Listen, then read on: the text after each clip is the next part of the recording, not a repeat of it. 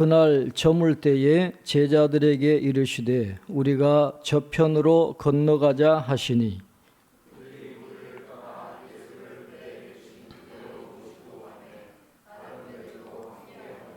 큰 광풍이 일어나며 물결이 배에 부딪혀 들어와 배에 가득하게 되었더라.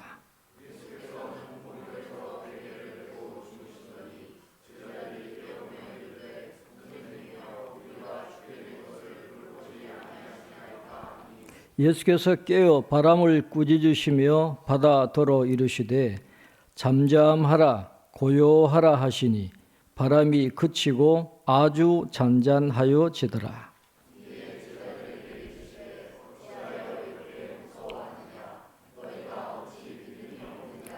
함께 봅니다. 그들이 심히 두려워하여 서로 말하되 그가 누구이기에 바람과 바다도 순종하는가 하였더라. 아멘. 네, 교회 소식 주보를 참조해 주시기 바랍니다. 세례 예식 아래와 같이 진행되겠습니다. 오늘 구정 연휴인데 오늘 반가운 얼굴도 많이 오셨습니다. 우리 함께 인사하겠습니다. 새해 복 많이 받으십시오. 예, 새해 복 많이 받으시기를 바랍니다. 예, 즐거운 명절 되시기를 바랍니다. 설날 예배 순서지가 준비되어 있고 큐티 메시지는 목요일부터 재개하겠습니다.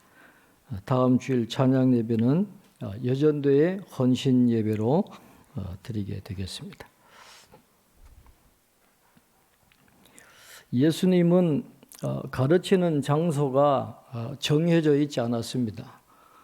길을 가시다가도 가르치시고 산에서도 가르치시고 회당에서도 가르치시고 오늘 마가복음 4장은 특별히 예수님이 바닷가에서 많이 가르치셨다 하는 것을 보여주고 있습니다.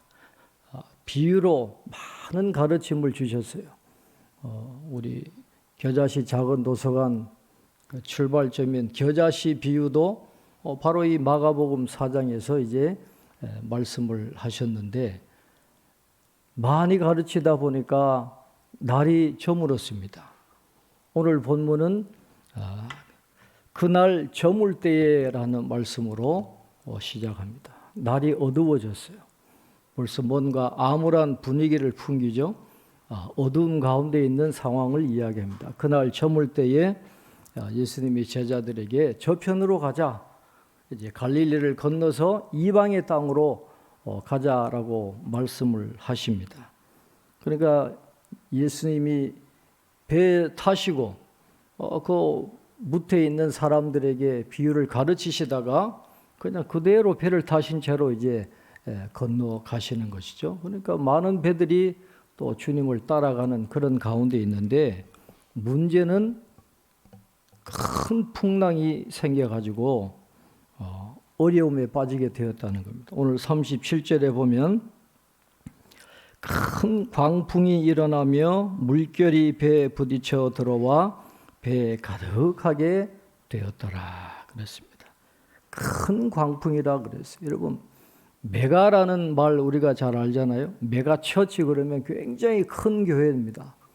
오늘 여기도 큰 광풍, 메가 광풍이에요. 메가라는 단어가 오늘 본문에 계속 나옵니다.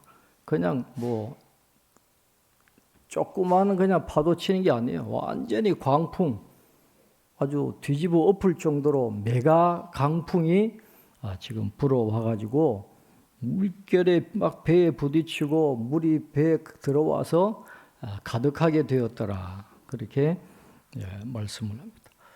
갈릴리는 뭐 바다라고는 하지만 담수호죠. 호수입니다. 호수. 근데 이 지중해보다도 한 200m 정도 낮아요. 지중해 바다보다 한 200m 낮습니다. 그런데 주변에는 높은 산들이 있어요.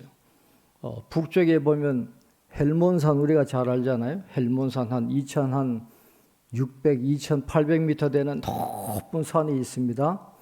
오른쪽에는 600m 되는 골란 고원이 있어요.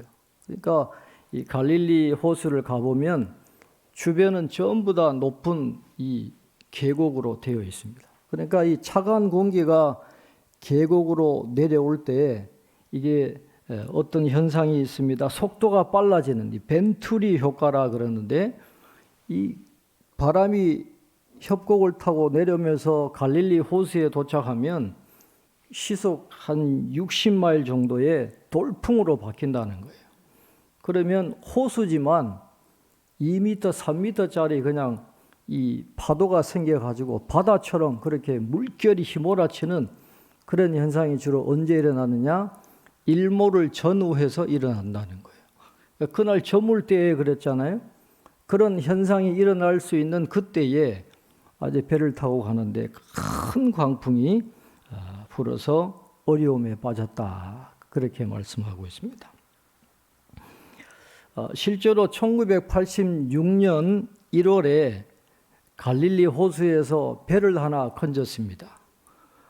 주전 1세기에서 한 주후 1세기 사이에 예수님이 사시던 당시에 가라앉았던 그 배를 건졌거든요. 한 13명은 충분히 탈 수 있는 그런 사이즈의 배인데, 그 당시에 이 갈릴리 호수에 배가 침몰해서 빠지는 그런 사고들이 가끔씩 일어났다라는 거예요. 지금 그런 위기에 지금 봉착해 있는 것을 볼 수가 있습니다. 배가 지금 침몰할 그런 위기에 놓여 있는데, 마가복음의 저자인 마가가 왜 이 사건을 기록을 했을까? 마가가 수많은 자료들을 놓고 자기가 선택해가지고 배열한 게 마가복음이거든요. 다른 이야기들도 많은데 왜 하필 이 이야기를 끄집어가지고 지금 요 위치에 기록을 했을까? 이것은 단순히 예수님의 어떤 기적을 행하시는 능력이 있으신 분이다라는 것만 부각하는 게 아니라 또 다른 이유가 있을 것이다라는 것이죠.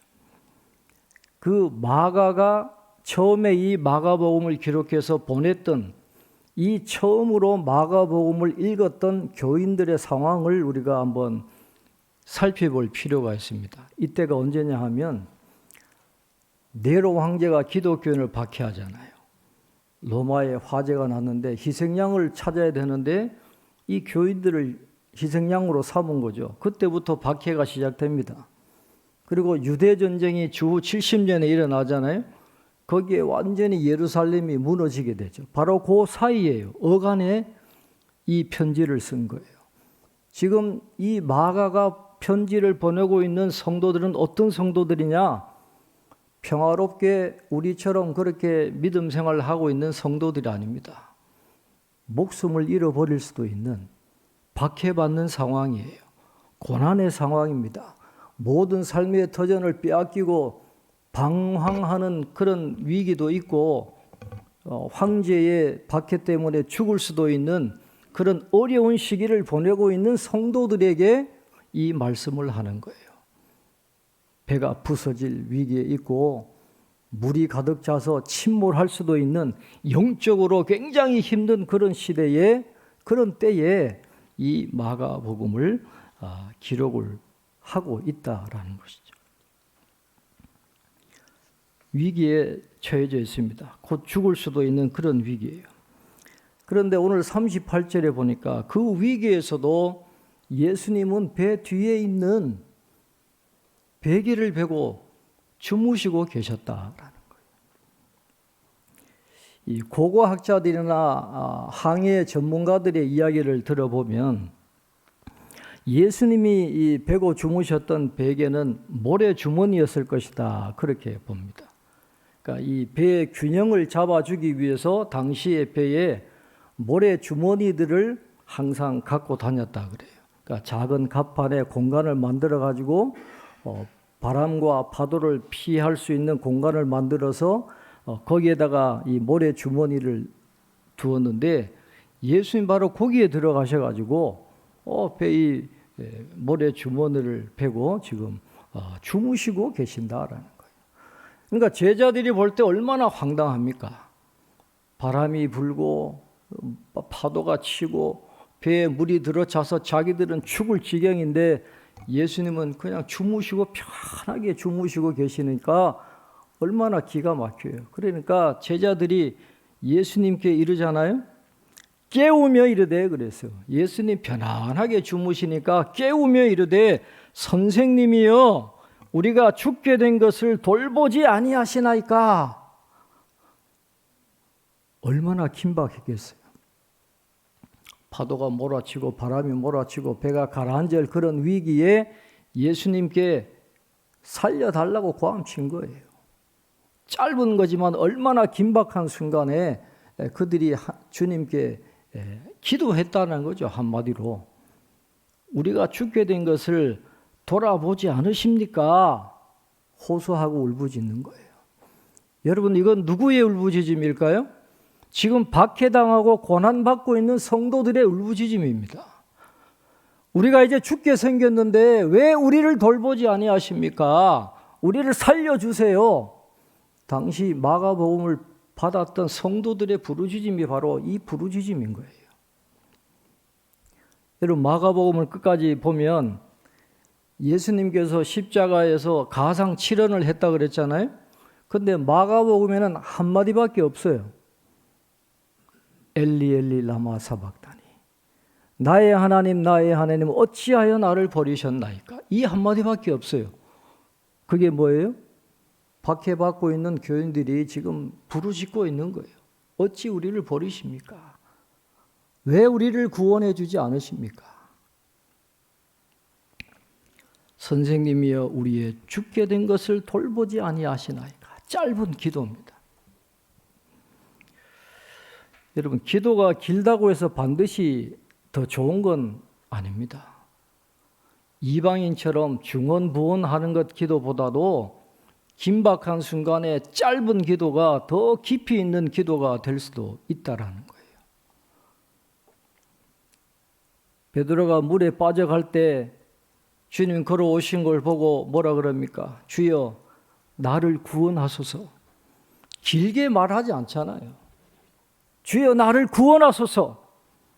이게 기도잖아요. 그 주님이 오셔서 그를 건져주시고 다시 배에 올라가요. 짧은 기도에 주님이 응답하셨다라는 거예요. 성경에는 이 짧은 기도가 난간을 헤치고 뚫고 나가고 구원을 이루고 기적을 이루는 그런 일들이 많이 있습니다. 인생의 모든 상황 속에서 우리는 언제나 기도할 수 있어요. 길게 기도하지 않아도 주님 한마디만 해도 하늘의 문이 열리는 그런 은혜를 우리가 경험하게 되는 것입니다. 하나님은 긴박한 기도, 짧은 기도 외면하지 않으십니다. 들어주세요. 긴박할수록 짧은 기도에 하나님이 하늘 문을 여시고 움직여 주시는 거예요. 제자들이 고함치잖아요. 살려달라. 어찌 우리의 죽게 된 것을 돌보지 않으십니까? 그러니까 주님 응답하십니다. 자, 39절 우리 한번 같이 읽어보겠습니다. 39절입니다. 예수께서 깨어 바람을 꾸짖으시며 바다더러 이르시되 잠잠하라 고요하라 하시니 바람이 그치고 아주 잔잔하여지더라 그랬습니다. 예수님 깨어나셨다 그랬어요. 제자들의 그 부름에 주님이 응답하시는 거예요. 우리가 짧은 기도하면 하나님 응답하십니다. 바람을 꾸짖으시며 바다더러 이르시되 잠잠하라 고요하라 하시니 바람이 그치고 아주 잔잔하여지더라. 아주 이게 메가예요. 메가. 큰 광풍, 메가 광풍인데 예수님이 꾸짖으시니까 메가 잔잔함이 되다. 아주 잔잔하시더라.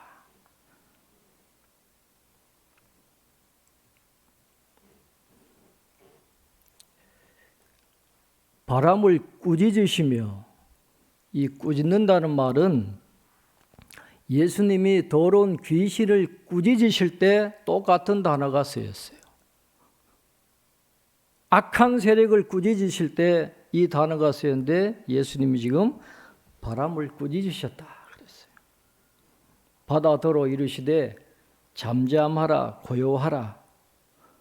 여러분 고대 근동 신화에서 바다는 혼돈의 세력이에요. 리워야단이라고 하는 그 괴물이 사는 악의 세력을 의미하거든요.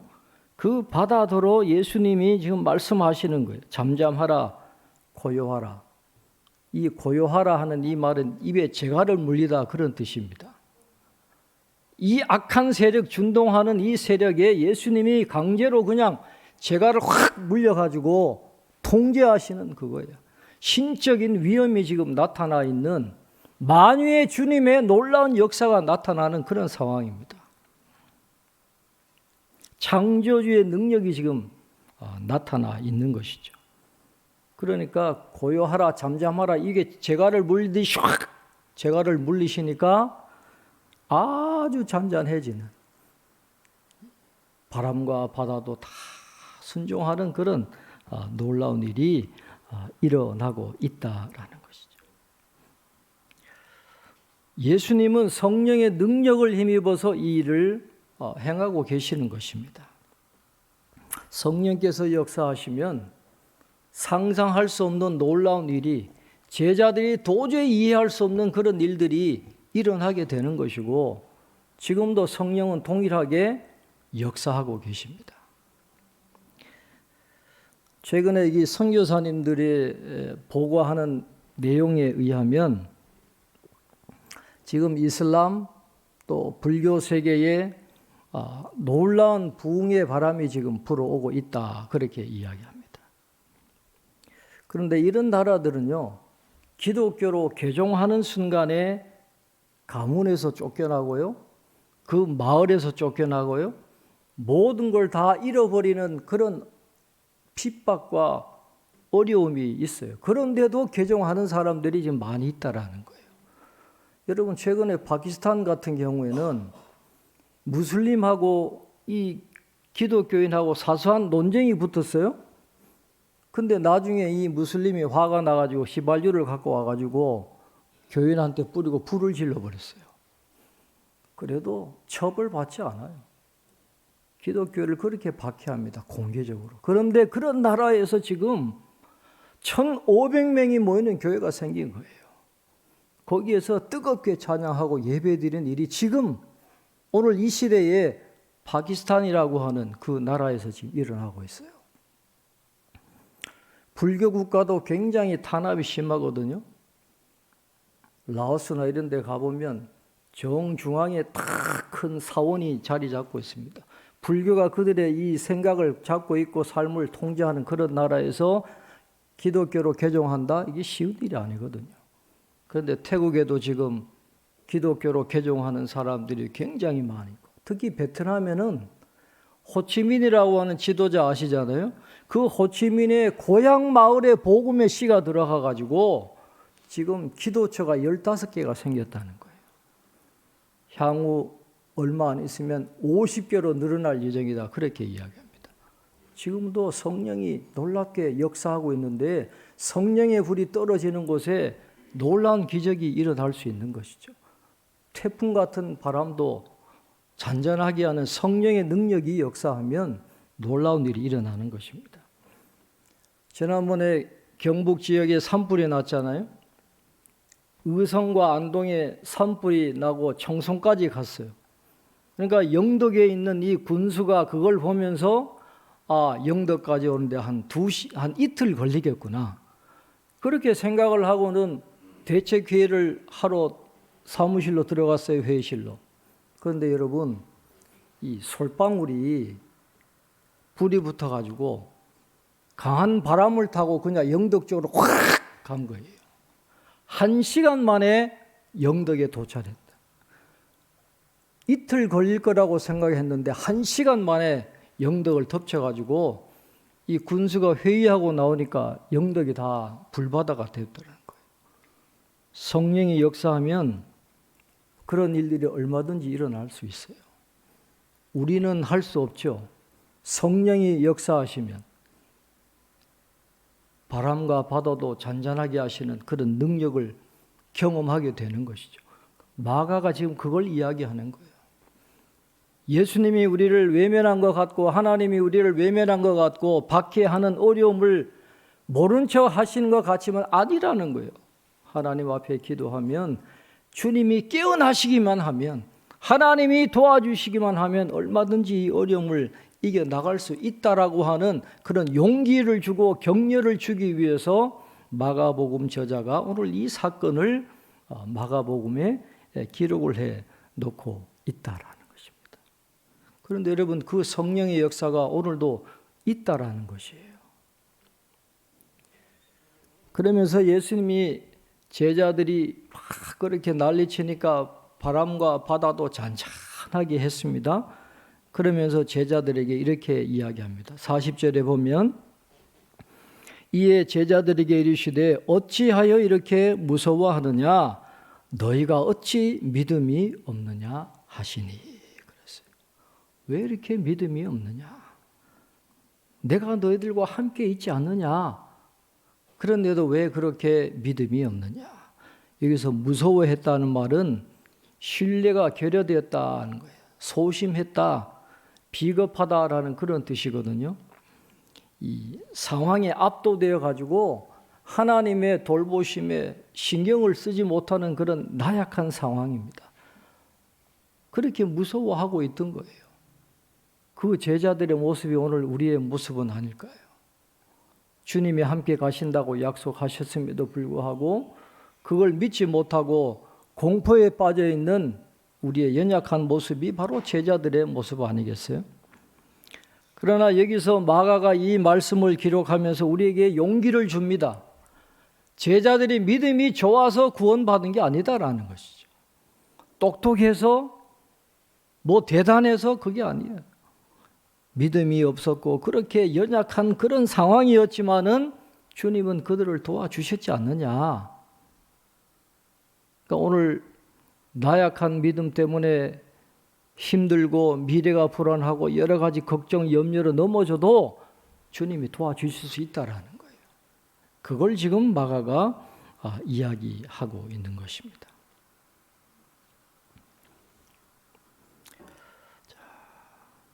그러니까 제자들이 이야기합니다. 자, 우리 41절 한번 같이 읽겠습니다. 41절입니다. 그들이 심히 두려워하여 서로 말하되 그가 누구이기에 바람과 바다도 순종하는가 하였더라. 아멘. 심히 두려워하여 그랬잖아요. 여기서 심이라는 말도 이게 메가입니다. 메가. 심히 두려워했다는 말은 40절에 무서워하느냐 그거하고 달라요. 여기서 두려워한다는 말은 이 신적 현존 앞에서 인간이 느끼는 거룩한 경외감을 이야기하는 겁니다. 처음에는 파도 때문에 죽을까 봐 무서워했어요. 그러나 파도를 잔잔하게 하시고 바람과 바다도 순종하게 하시는 이 예수님 신적인 존재를 경험하면서는 그 주님을 경외하는 마음을 갖게 되었다. 그렇게 이야기를 하고 있습니다. 그래서 마가는 이 사건을 통해서 예수님의 신성에 대해서 이야기함과 동시에 박해와 고난 가운데 힘들어하는 그 성도들에게 용기를 주고 격려를 주기 위해서 오늘 이 말씀을 기록을 하는 거예요. 주님이 함께 하시니까 두려워하지 말라. 이 교훈을 주고 계시는 겁니다.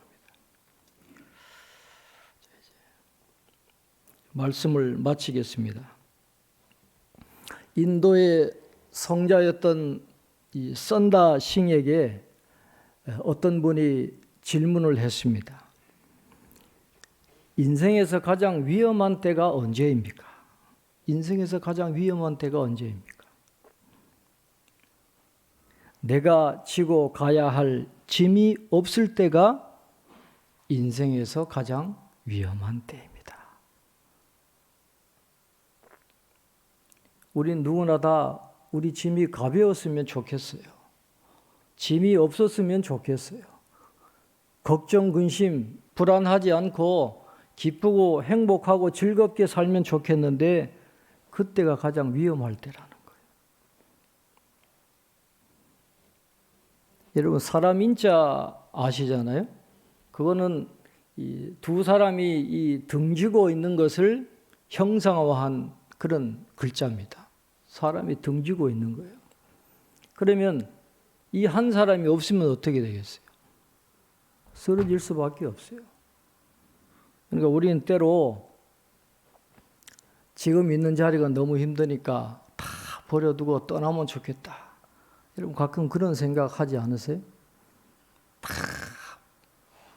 뭐 보기 싫고 감당하기 싫고 그러니까 여기 떠났으면 좋겠다. 근데 여러분 기억하세요. 그 상대방이 있기 때문에 내가 존재하고 있다는 것, 내가 서 있다라는 걸 여러분 꼭 기억하실 수 있기를 바랍니다. 그 사람 때문에 내가 있는 거예요.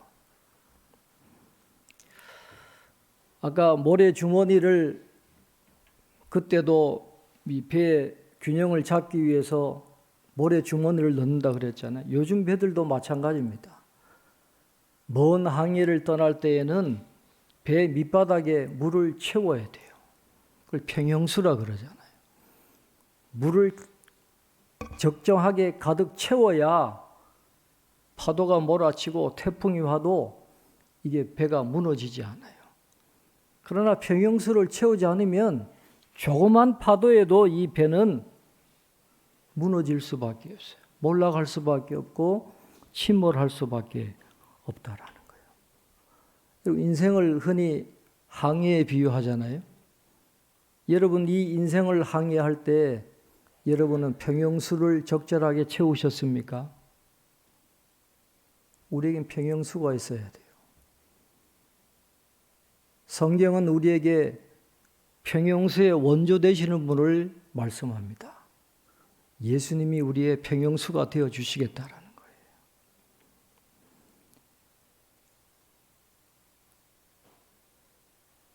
우리가 파도가 불고 파도가 오고 바람이 불어서 배가 흔들리지만 평형수만 있으면 가라앉지 않아요. 예수님이 내가 너와 함께 하겠다. 세상 끝날까지 내가 너희와 함께 하겠다. 분명히 약속해 주셨어요. 얼마나 진심이면 이름도 임마누엘이라 그렇게 말씀하셨어요. 주님이 우리와 함께 하십니다. 하나님이 함께 하시는 거예요. 제자의 길은 결코 쉽지 않습니다. 믿음의 길 쉽지 않습니다. 필연적으로 어려움이 따라오게 되어 있습니다. 그러나 주님이 배에 함께 타고 계시면 결과는 승리하는 것입니다. 항해에 성공하는 거예요. 이건 보장되어 있어요. 잠깐의 파도와 폭풍우 때문에 흔들릴 수도 있지만 주님이 함께 하시면 우리는 승리할 것입니다. 주님을 평형수로 세우고 우리의 항해를 끝까지 잘 헤쳐나가는 우리 모두가 될 수 있기를 바랍니다.